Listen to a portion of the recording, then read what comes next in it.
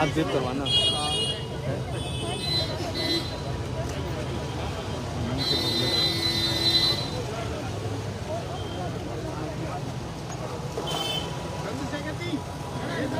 भाई अरे आईडी हटा दिए भाई। बात भाई आइए अंदर, चंद्रशेखर भाई अंदर आइए, अंदर चंद्रशेखर भाई आइए आइए आइए।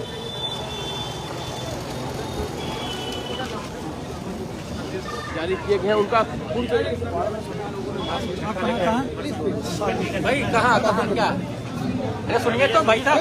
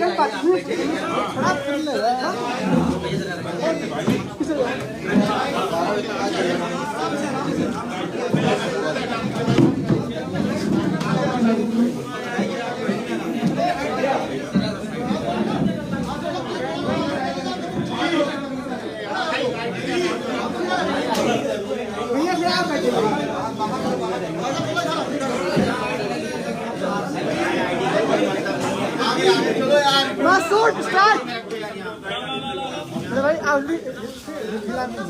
फोन आप इसलिए आ रहा है, मैं इसलिए कह रहा हूँ। अरे हम लोग भी तो करेंगे।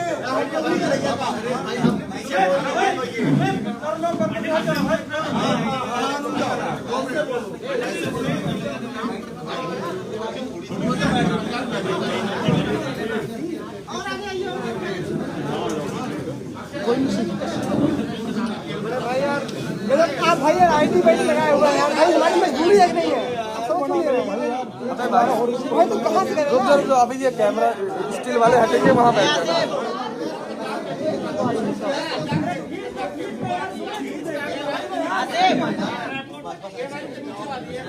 अरे आईडी कहाँ से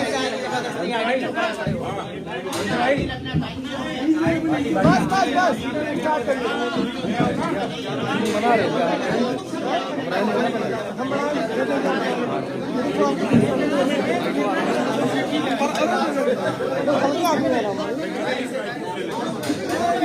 हम बना रहे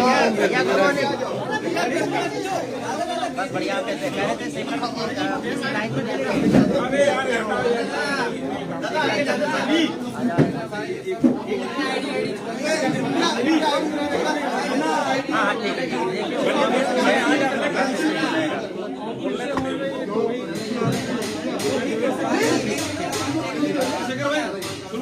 ठीक है लाइव पे पीछे करो भाई। देखो भाई आपसे पहला सवाल है गठबंधन को लेकर।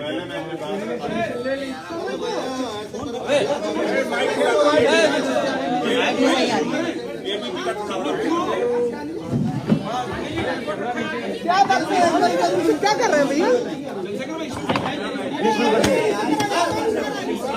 क्या कर रहे हैं भाई? क्या कर रहे हैं यार? वहाँ नहीं आएगी।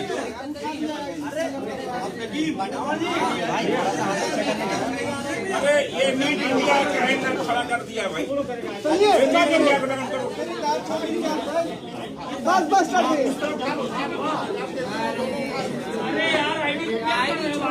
स्टार्ट करिए, स्टार्ट मैं स्टार्ट करता हूँ तो दिल्ली से आपके पीछे तक आ गए। अरे ये बढ़िए भाई थोड़ा फ्रेम नहीं आ रहा भाई, आप तो लाइव कर रहे हैं ना, थोड़ा सा बढ़ा लें, कोई दिक्कत नहीं होगी।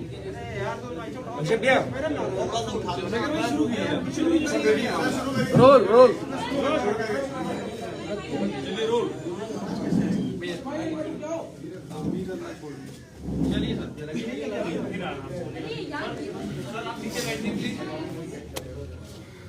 बहुत धन्यवाद आप सब लोगों का। चुनावी समर में आप समय निकाल के आए। मीडिया के सभी साथियों का, बहनों का धन्यवाद। शांत ये फिर ये भोपो क्यों रखा हुआ है? कोई नहीं भैया, आप बोलिए, अपने साथ बोलिए। तो मैं समझता हूँ उत्तर प्रदेश में चुनाव है और आप सबको जानने में दिलचस्पी है कि कल जो मुलाकात हुई थी, बिल्कुल उसके बाद हम लोग गठबंधन में कितनी सीटों पर जा रहे हैं, कहां से लड़ने वाले हैं, ये सब चीजें आपके मन में। मैं भी 2 दिन से मीडिया के लोगों से बात नहीं कर रहा था क्योंकि मैं भी अपनी चीजों को फाइनलाइज कर रहा था, क्योंकि आदमी जो जितना आदमी बड़ी बड़ी बातें करता है या कुछ भी कहता है, उन बातों पे उसका टिका रहना बहुत जरूरी होता है। तो मैं उतना ही बोलता हूँ जितना मेरे अंदर हिम्मत होती है, उससे फालतू नहीं बोलता हूँ। मैं समझता हूँ कि 6 महीने पहले से हमने भी ये प्रयास किया था कि बहुजन समाज 85% बहुजन समाज इकट्ठा हो, जिसके लिए हमने अखिलेश जी पे भरोसा किया कि वो इस आंदोलन को आगे बढ़ाएंगे। और 6 महीने से लगातार हमारी मुलाकातें भी हुई, सकारात्मक बातें। हमारे जो मुद्दे थे, क्योंकि आप जिसके साथ गठबंधन में जा रहे हैं, क्योंकि सरकार बनने के बाद वो तानाशाही हो जाता है और पिछला कुछ इस तरह का कार्यकाल भी एक लंबा समय का रहा है। तो जो मुद्दे थे जैसे प्रमोशन रिजर्वेशन का मामला, सामाजिक न्याय का मामला, बैकलॉग का मामला, सब पे बात हुई। मुस्लिम साथियों को भी उन्होंने 18-19% आरक्षण देने की बात की थी। सब चीजें बात होने के बावजूद मैं समझता हूं कि सब चीजें, क्योंकि घोषणा करना और उन पर खड़े रहना, मुझे जवाब देना है समाज को। 2 अप्रैल के मुकदमे सरकार ने लगाए, इस सरकार को रोकने का हमने तमाम तरह से प्रयास किया और इसलिए से 2 दिन से मैं यहाँ हूं। 1 महीना 10 दिन से हमारी बातचीत चली और अंत तक पहुंची, क्योंकि पिछले 9 साल से लगातार हम बहुजन समाज के लोगों को इकट्ठा करने का काम कर रहे हैं। बड़ी मुश्किल से हम अपने लोगों के अंदर रीढ़ की हड्डी पैदा कर पाए। उनका विश्वास टूट गया था कि भाई वो आगे नहीं बढ़ पाएंगे, क्योंकि जब हमारे आंदोलन की विचारधारा बदली, जो पिछला आंदोलन था, तो तकलीफ हुई। अच्छा, इस विषय में ये भी याद दिला दूं कि आज बहन जी का जन्मदिन है, तो माननीय बहन जी को भी जो है जन्मदिन की हार्दिक बधाई। वो दीर्घायु हो, स्वस्थ रहें और उनके लंबी उम्र की मैं कामना करता हूं तथागत खुद से। भरपूर प्रयास किए गए, क्योंकि हमारे लोगों का एक भरोसा है। पिछली बार जो अखिलेश जी की सरकार में हुआ, उनको ये डर है कि अगर हमारा लीडर वहां नहीं होगा तो कल जो सरकार बन जाएगी हमारे लोगों के वोट से, तो मुझे नहीं लगता कि उन पे सारे मुद्दों पे बात हो पाएगी, क्योंकि जो उनकी पार्टी से शेड्यूल कास्ट के लीडर जीत के जाएंगे या नहीं भी जाएंगे, वो बेचारे अपने राष्ट्रीय अध्यक्ष के प्रति खिलाफ नहीं हो सकते। पूरी जिम्मेदारी से 2 दिन यहाँ रहने के बाद, सारी पार्टी कार्यकर्ता बात करने के बाद, सारी चीजों को छोड़ के हमने तय किया कि बीजेपी को रोकना है, किसी भी कीमत पर रोकना है। हम लोग बीजेपी को सत्ता में नहीं आने देंगे, क्योंकि मैं निर्दोष होते 16 महीने जेल में रहा, 100 से ज्यादा मुकदमे। आज भी आप देख लो कि प्रेस को नहीं करने दे रहे हैं। मुख्यमंत्री खुद प्रेस करते हैं, प्रधानमंत्री मास्क उतार के घूमते हैं सारे में। तो बीजेपी ने जो 69,000 शिक्षक भर्ती घोटाले के, इन सबको रोकने के लिए हमने एक कदम बढ़ाया। सकारात्मक रही सब चीजें, लेकिन अंत समय में मुझे लगा कि अखिलेश जी को दलितों की जरूरत नहीं है। वो इस गठबंधन में दलित नेताओं को, दलित लीडरशिप को नहीं चाहते। वो चाहते हैं कि उनको दलित वोट करें, लेकिन मेरा डर ये था कि अगर दलित उनको वोट कर देंगे तो कल जो उनके ऊपर एक आरोप पिछली सरकारों में भी रहा, क्योंकि मान्यवर काशीराम साहब को मैं नेता मानता हूं, उन्होंने भरोसा करके नेताजी को मुख्यमंत्री बनाया, फिर क्या हुआ आपके सामने। इसी डर को समाज के अंदर डर था। सारे बुद्धिजीवियों ने, हमने खुद में भी चर्चा की, सब लोगों ने कहा कि आप खुल के बात कीजिए कि कल ऐसा तो नहीं कि सरकार जाने के बाद, सरकार बनने के बाद जो है हम अपने विषयों पे बात ही ना कर पाए, दलितों के साथ फिर वो शोषण हो, घर जलाए जाए, उनकी जमीन कब्जा जाए, उनको पीटा जाए, उनको सताया जाए, महिलाओं के रेप हो, हाथरस जैसे कांड हो। और 2 दिन में निराशा हुई कि 1 महीना 10 दिन के बाद उन्होंने कल अपमानित किया। ये दुखद। अपमानित किया आपको? ये बहुजन समाज के लोगों का उन्होंने अपमान किया है। किसने सर? अखिलेश यादव ने। मुझे ये भरोसा था कि सर, वो फिर से एक बार कह दिए नाम। भी 85% बहुजन समाज के लोगों को इकट्ठा करने का प्रयास करेंगे, क्योंकि हम सब लोग भाजपा को रोकने का प्रयास कर रहे थे। मैं समझता कि यहाँ पीठ के दर्द के बाद भी 2 दिन से हूँ कि किसी तरह से बात सकारात्मक हो जाए, लेकिन कल आने के बाद उन्होंने कहा था कि मैं शाम तक बताता हूँ, उनका जवाब अभी तक नहीं। तो मैं समझता हूँ कि वो इस गठबंधन में दलित समाज के लोगों को नहीं चाहते, जबकि बड़े पैमाने पे हमारे साथी जो हैं, जो कार्यकर्ता जिनकी वजह से आज चंद्रशेखर यहाँ बैठे हैं बीमार में आजाद समाज पार्टी के, उनकी ये मन था कि वो बीजेपी को रोकने के लिए इस गठबंधन का हिस्सा बने। मैंने कल ट्वीट भी किया था, आप सब लोगों ने अपने मीडिया के माध्यम से चलाया, तो मैंने कहा था कि आप अगवा हैं, आपकी जिम्मेदारी है। दलित समाज, पसमानदा समाज, आपका दस्तकार समाज, पीड़ित समाज, वंचित समाज, पिछड़ा वर्ग के सारे नेता आपके साथ इसलिए इकट्ठा हो रहे हैं कि आप सामाजिक न्याय करेंगे। लेकिन मुझे लगता है कि अभी अखिलेश जी सामाजिक न्याय का मतलब नहीं समझ पाए। सामाजिक न्याय कहने से नहीं होता है। हम काशीराम साहब को मानने वाले लोग, जिसकी इतनी संख्या बारी उसकी इतनी हिस्सेदारी की बात करते हैं, तो 25-25% दलितों की हिस्सेदारी ये है कि वो उनको गठबंधन में नहीं रखना चाहते। मीडिया के लोगों से मुझे शिकायत है कि बिना मेरे किसी ऑफिशियल स्टेटमेंट के, ना उनके कोई ऑफिशियल स्टेटमेंट के, आप लोगों ने भी किससे कहीं से खबरें चला दी कि ये सीट मिल रही है, वो सीट मिल रही है। नहीं चंद्रशेखर की टीवी9 ने चलाया, हमने नहीं चलाया। और मैं उन साथियों से भी कह रहा हूँ कि कम से कम पत्रकारिता गरिमा तो बना कर टीवी9 ने चलाया। स्पष्ट कीजिए, गठबंधन हो रहा है नहीं हो रहा है, काफी सारी बातें कहे, नाम लेकर स्टेटमेंट क्लियर कीजिए। और आगे की रणनीति आपकी क्या है? देखिए, मैं फिर मैं यही कह रहा हूँ ना कि 1 महीना 10 दिन से उन्होंने हमसे बात की, तय करके रखा और हमसे कहा कि आप परेशान मत हो। मैंने उनसे कहा कि आप बड़े भाई हैं, क्योंकि उनको चिंता हो या ना हो, वंचित वर्ग के लोगों की हमें चिंता है। मैं प्रमाणित भी करता हूं कि पिछले 5 साल में समाजवादी पार्टी के राष्ट्रीय अध्यक्ष किसी एक दलित की हत्या पे, रेप पे, कितने बड़े बड़े मामले में नहीं गए उनके घर। फिर भी हमने सारी चीजों को दरकिनार करके स्वाभिमान सम्मान की लड़ाई लड़ने वाले चंद्रशेखर उनके घर गए, 3-3 बार उनसे मुलाकात की, उनसे अपील की कि इसको बना लेते हैं। लेकिन वो शायद किसी मन से तय करके बैठे कि हमें दलितों की लीडरशिप नहीं खड़ी होने देनी। वरना मैं समझता हूं कि कल जब मैंने उनसे कह दिया था कि आप बड़े भाई आप तय कर लें, तो उनको मुझे बुलाना चाहिए।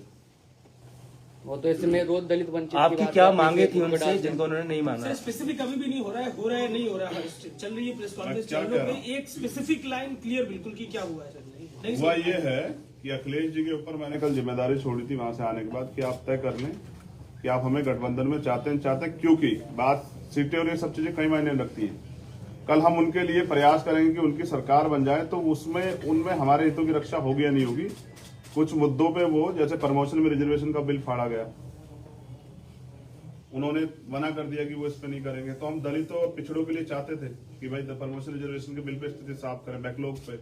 कहने से नहीं होगा, आपको देना पड़ेगा जवाब, आपको नोट बना के देना पड़ेगा। हमारा यह था कि आपको कहनी पड़ेगी मजबूती से बात कि हम करेंगे।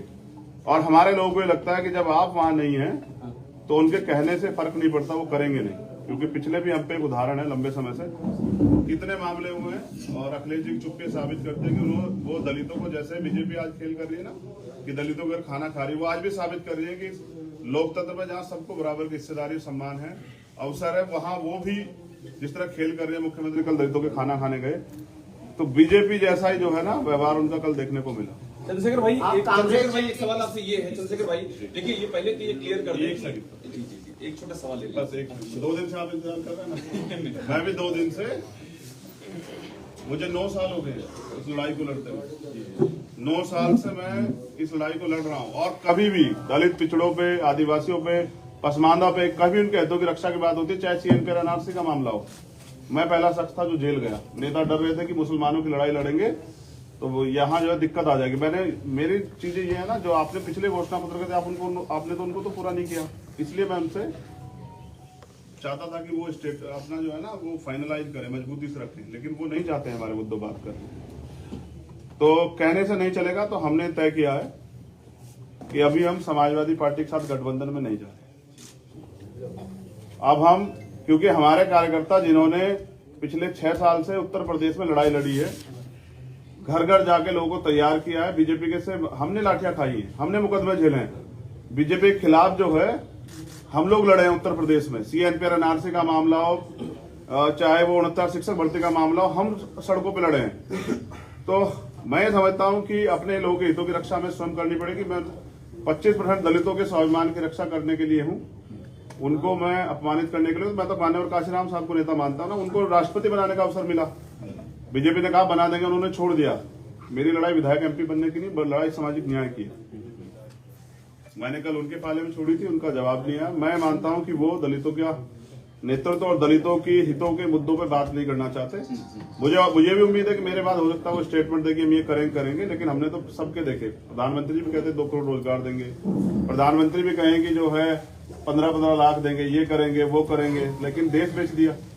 तो बीजेपी को सत्ता से रोकने के लिए मैं चाहता था कि एक लार्जर अलायंस बन जाए, क्योंकि अगर विपक्ष में थोड़ा सा बिखराव होगा उसका फायदा बीजेपी को होगा। इसलिए मैं 2 दिन से यहाँ।